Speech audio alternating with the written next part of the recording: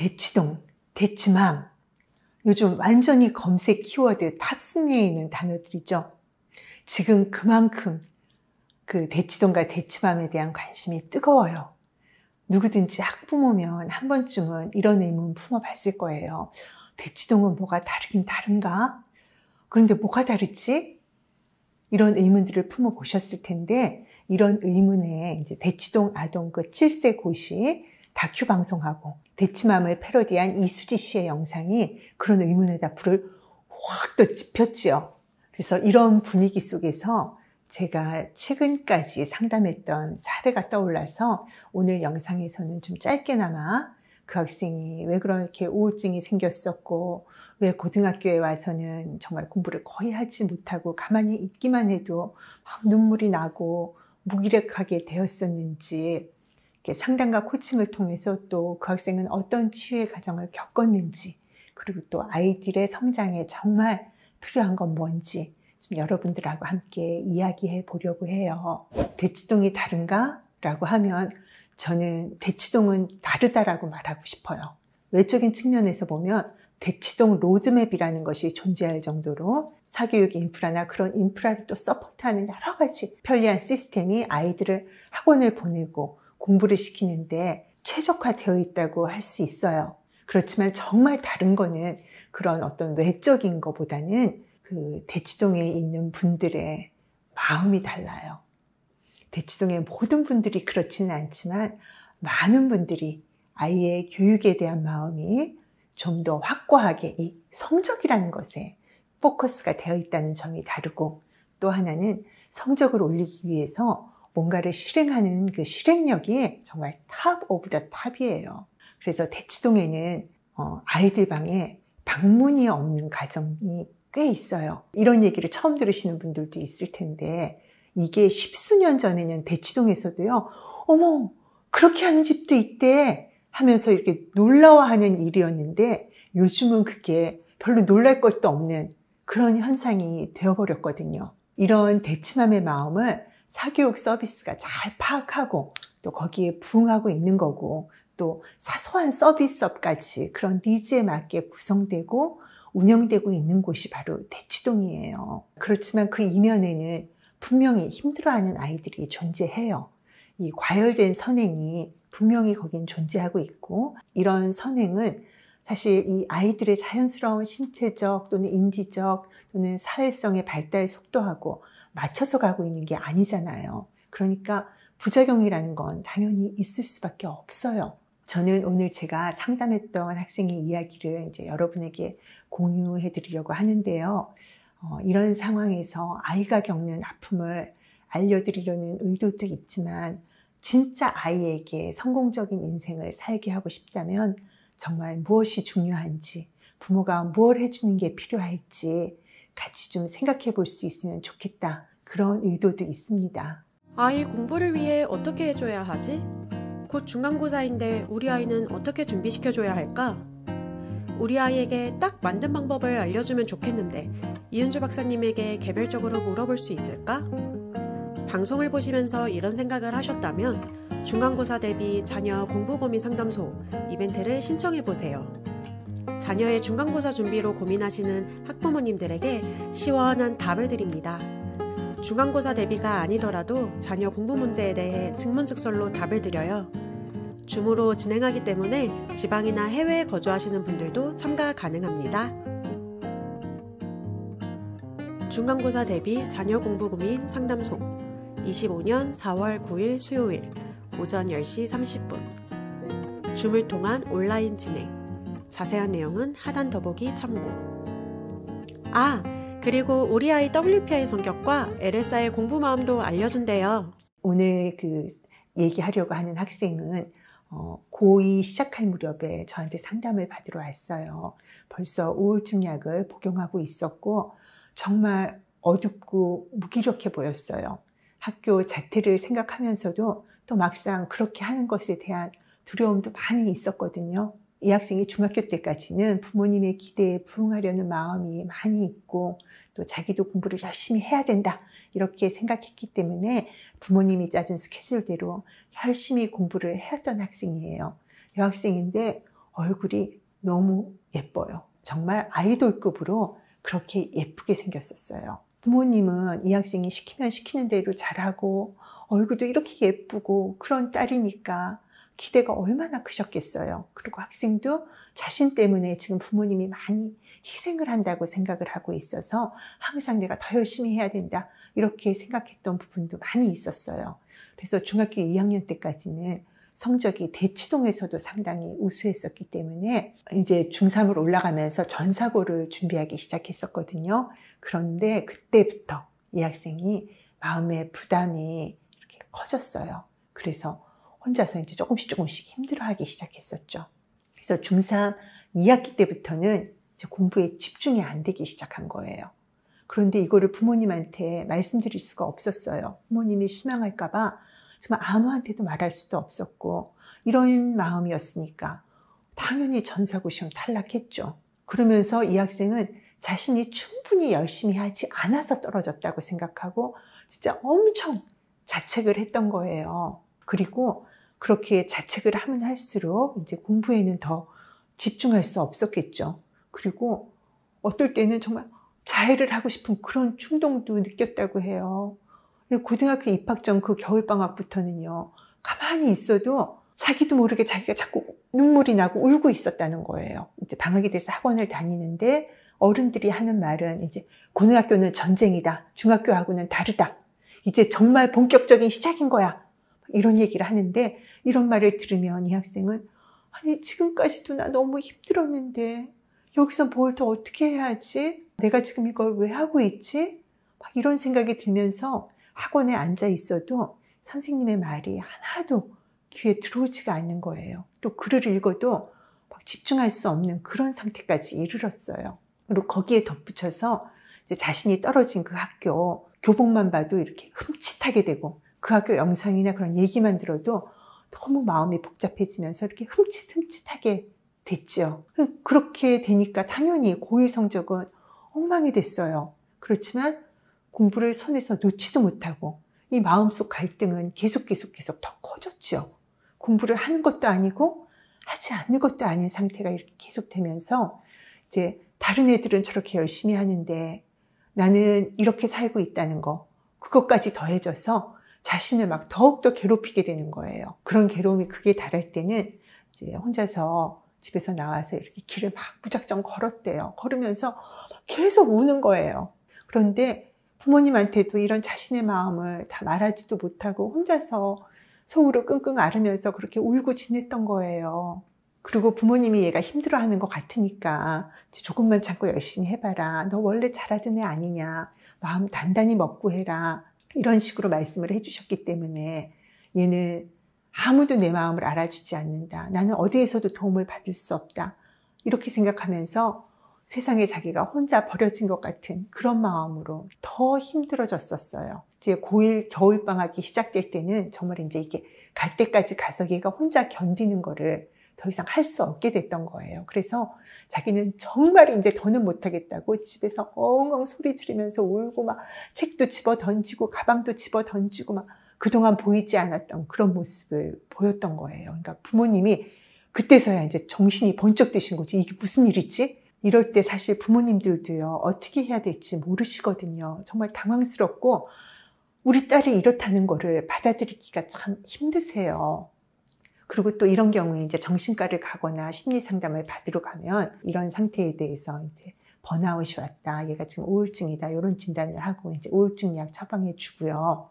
그리고 번아웃이 왔으니까 쉬어야 한다. 우울증이니까 공부에 대해서 압박감을 느끼지 않게 공부를 좀 쉬어야 한다. 이런 솔루션을 보통 줘요.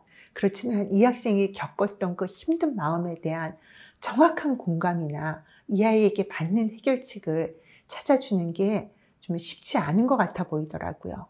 근데 저는 이제 이런 상태를 단지 번아웃이다, 이렇게 우울증이다라는 병리적인 증상으로만 간주하지 않고요. 이 학생의 성격적인 특성에 좀 주목을 하고 성격과 연관지어서 접근을 해요. 이 학생이 특히 이렇게 이제 정형화된 사교육 로드맵을 따라가는 게 힘든 이유는 이 학생의 성격적인 특성도 작용을 했거든요. 이 학생은 자유로움을 추구하는 성격을 가지고 있었어요. 누군가가 시키는 것을 무작정 따라하는 거를 힘들어하는 그런 성격을 가지고 있어요.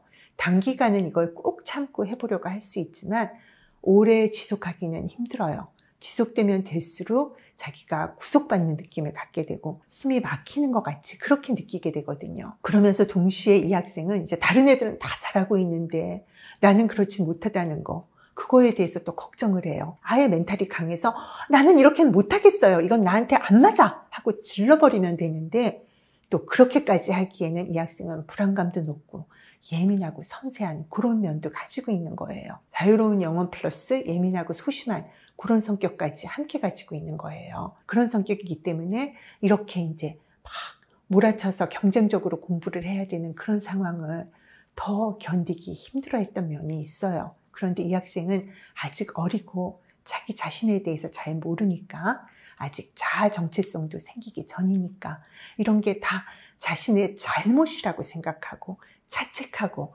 더 힘들어하고 있었던 거예요. 그렇지만 이런 성격의 학생들은 사실 섬세함과 창의성을 같이 가지고 있기 때문에요. 정말 재주도 많고 능력도 있고 아주 매력적인 친구들이거든요. 자신에 대해서 잘 알고 확신을 가지고 자기 길을 가면 정말 아름답게 꼽힐 수 있는 그런 친구들이에요. 그런 걸 제가 다 알고 있기 때문에 이 학생을 처음 만났을 때 정말 너무 마음이 아팠어요. 아직 어린데, 고1 끝날 때면 아직도 어린 나이인데 자신을 미워하고 자신한테 문제가 있다고 생각하면서 어두운 생각 속에 있는 그 모습이 너무 마음이 아팠어요. 그래서 저는 저의 그런 마음을 표현하고 이 학생한테 이제 공감해 줬어요. 이 학생한테는 사실 자신이 경험한 아픔에 대한 이해와 공감이 무엇보다도 필요하기도 했어요. 자신의 아픔을 정확히 알아주는 누군가의 위로와 공감은 정말 큰 치유의 힘을 발휘하거든요. 그렇지만 처음에는 이 학생은 이런 일이 너의 능력의 문제가 아니고 내가 문제가 있어서 이런 일이 아니야 라고 얘기를 해줘도요, 그런 말조차도 받아들이기를 거부했어요. 그렇게 힘든 과정도 다 이겨내고 전사고에 합격한 애들도 있고요. 다른 애들은 멀쩡히 학교 다 다니고요. 그 공부를 다 하는데요. 저만 그렇지 못하고요. 저만 이렇게 힘들어하고 있어요. 이렇게 생각을 하고 있으니까 얘가 뭐 받아들일 수도 없고 힘들어하지요. 그래서 제가 왜 그 애들처럼 네가 다 해야 한다고 생각해? 그럼 모든 사람이 다 똑같아야 되니? 김연아 선수가 피겨스케이트는 뭐 세계 최고로 잘하지만 김연아 선수가 농구 선수가 됐어도 그만큼 잘했겠니? 사람마다 자신이 다 잘할 수 있는 게 다르지 않을까?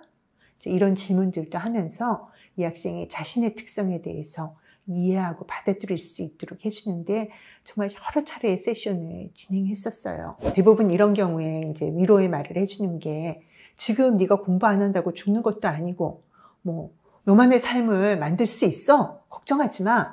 이런 말들을 해주는데요. 이런 말이 이 학생의 마음에 와닿고 그 아픔 속에서 자신을 꼭 표현할 수 있게 하기까지는요.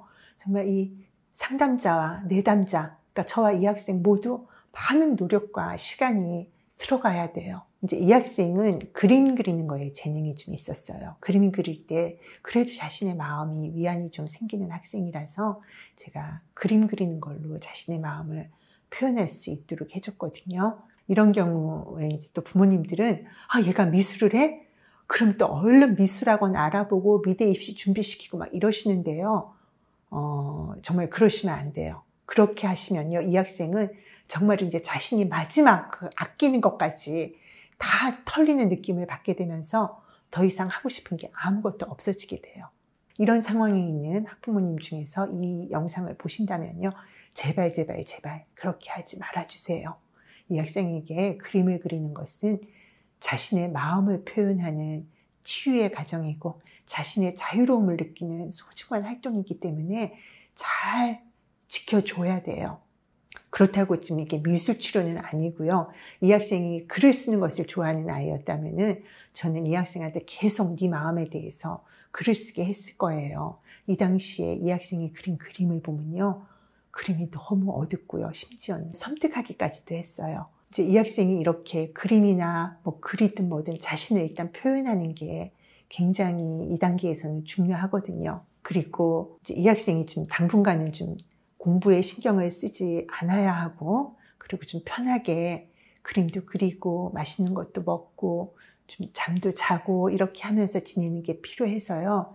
이제 학교를 1년 동안 휴학을 하기로 했어요. 그래서 휴학을 했는데 처음에는 자퇴도 생각을 했었거든요. 근데 이 학생이 자퇴하고 몇 달 뒤에 이 검정고시를 봐야 된다는 거, 그것 때문에 또 막 부담을 느끼고 있는 거예요. 그래서 저는 오히려 그러지 말고 휴학을 하자. 네가 뭐 밑에 학년하고 같이 하는 거에 부담이 있을 수 있겠지만 지금은 네가 쉬는 게 필요하니까 일단 휴학을 하자. 그래서 이제 휴학을 하도록 했어요. 이런 경우에 부모님도 마음에 아픔이 생기시기 때문에요. 부모님도 상담이 필요해요. 그래서 부모님도 상담을 병행하셨어요. 이 학생이 휴학을 하고도요, 자신이 아무것도 하지 않는다는 거에 대해서 자책을 계속했고 거기서 벗어나는데도 시간이 걸렸어요. 이제 휴학하고 있으면서도 한편으로는 그래도 좀 편하네 이런 생각도 하면서, 또 한편으로는 다른 애들은 그래도 공부하고 있는데 자기는 이렇게 있어도 되는지 불안해하는 그 마음을 버리지를 못하더라고요.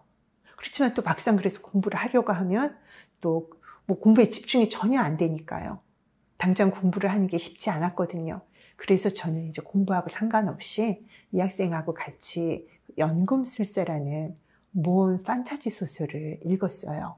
학생이 이제 이 책 읽고 그 내용을 좀 그림으로 그리기도 하고 또 그 주인공에 대해서 얘기도 하면서 학생이 좀 자아를 찾아가는 과정에 대해서 같이 이야기를 많이 나누고, 또 이 학생의 성격적인 특성에 대해서도 설명해주고 그런 과정을 겪었거든요. 그래서 이런 과정 안에서 이 학생이 자기가 누군가에게 이해를 받고 있다는 거, 그게 이제 이 학생한테 힘이 되어 주었고, 그리고 자신에 대해서 조금씩 이해가면서 이제 안정을 찾아갔어요. 그러면서 이제 우울증 약도 이제 좀 안 먹게 되고 했는데, 그렇지만 이 학생이 남들과 좀 비교할 필요가 없다는 그 나름의 자신감을 갖게 하기까지는요, 더 많은 시간이 필요했어요.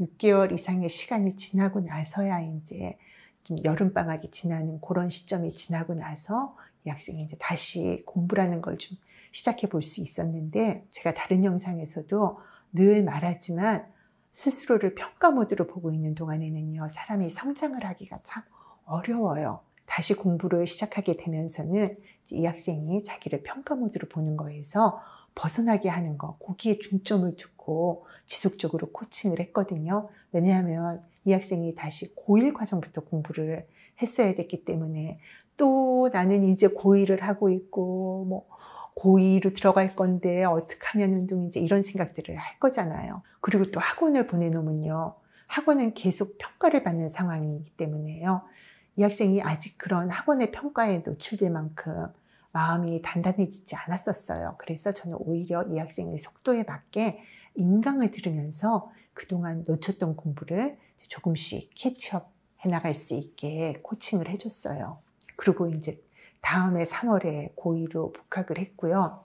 학생도 이제는 좀 스스로 내가 꼭 1등급을 받아야 한다던가, 성적이 안 나오면 안 된다던가, 뭐 다른 애들은 이렇게 하는데 나는 그렇지 못하다던가, 이런 생각에서는 마음이 많이 자유로워졌고 무사히 학교에 적응하게 되었고, 상담과 코칭은 고3까지도 지속적으로 이루어졌지요.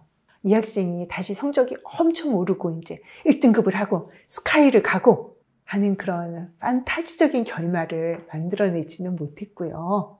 학생은 이런 아픔을 겪고 이제 돌고 돌아왔지만 이제 이번에 대학을 갔어요. 그렇게 간 것에 대해서 스스로 만족하고 있고 훨씬 강한 마음이 되었기 때문에 저는 얘가 앞으로 뭘 하든지 좀 잘해낼 수 있으리라, 이런 믿음을 가지고 있어요. 이은주 박사님의 코칭 받기 전에는 공부에 대해서 어떻게 해야 한다는 생각이 별로 없었어요. 그냥 학교에서 멍키고 수업 시간을 보내고 시험 전에는 책 한번 보면 되겠지 하는 정도의 생각이었거든요. 그런데 지금은 수업 시간에 선생님 말씀을 일단 잘 듣게 되고 전부 받아 적어요. 배운 내용이 이전보다 기억도 나고 이해도 더 되는 것 같아요. 받아 적어서 어떻게 공부해야 하겠구나 하는 생각이 들어요. 예전에는 시험에서 틀려도 그냥 지나갔는데 지금은 왜 틀렸는지 뭘 모르고 있었는지도 찾게 되고, 인강이나 수업을 들을 때 무슨 의미인지 이해가 되고 관심 있게 들어요.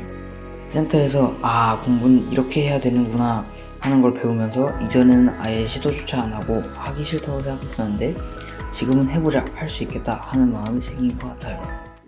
어린 학생들은요, 아직 자신에 대해서 잘 알지 못하고 부모가 정해준 대로 따라야 한다고 생각하고 열심히 따르는 경우가 많아요. 그렇지만 사춘기가 되면서 아이들은 자신에 대해서 생각하게 돼요. 이때 자아 정체성을 만들어 가야지 건강한 어른이 될 수 있잖아요. 너무 어린 시절부터 경쟁으로 내몰리고 평가받는 것에 익숙해지면요, 자신에 대해서 제대로 된 긍정적인 이미지를 만들어낼 수 없게 되고요. 계속 자책하고 자학하는 마음으로 살아가게 돼요. 그렇지만 인간 발달 스케줄상 이 사춘기는 모두에게 찾아와요. 우리는 그렇게 프로그래밍 되어 있는 존재들이잖아요. 누구도 피할 수가 없어요. 부모가 시키는 대로 따르던 애들도요, 사춘기가 되면 반항하고 힘들어해요. 그리고 아이들이 각자 가지고 있는 어떤 이 성격적인 특성에 따라서 또 자기가 스스로 중점을 두는 어떤 가치에 따라서 그 반항하는 모습이 다르게 나타나거든요. 그래서 아이 자신도 자신에 대해서 알아가는 것이 사춘기 시절에 정말 중요하고요. 부모님도 성적이나 지능을 떠나서 내 아이는 어떤 특성을 가진 존재인지 아이의 성향을 정확히 파악하시는 게 정말 중요해요. 그리고 자신에 대해서 불안해하고 자책하고 자학하는 학생들은요, 꼭 대치동에만 있는 게 아니에요. 전국 어디에도 다 있고요. 전 세계 어디에도 다 있어요. 부모가 애를 경쟁으로 내몰지 않아도요, 전체적인 사회 분위기로 인해서 자기 스스로에게 가혹하게 대하는 아이들도 있어요. 저는 이 학생이 중3 때 전사고 시험 준비할 때 상담을 좀 받았더라면, 그때 그 전사고 준비 과정을 상담과 학습 코칭과 병행해서 했더라면 이런 어려움을 경험하지 않고 자신에 대해서 이해하고 성장할 수 있는 경험을 오히려 할 수 있었을 텐데 하는 생각을 많이 했었어요. 아이들이 힘들다고 하면요, 좀만 참으면 돼, 이렇게 하지 마시고요, 좀 예방적인 차원에서라도 WPI 성격 검사도 좀 해보시고 학습 심리상담 코칭도 한번 받아보시면 더 큰 일, 더 힘든 일 겪지 않고 아이들이 그 시간을 잘 살아내고 성공적인 경험을 할 수 있게 예방할 수 있다고 생각합니다.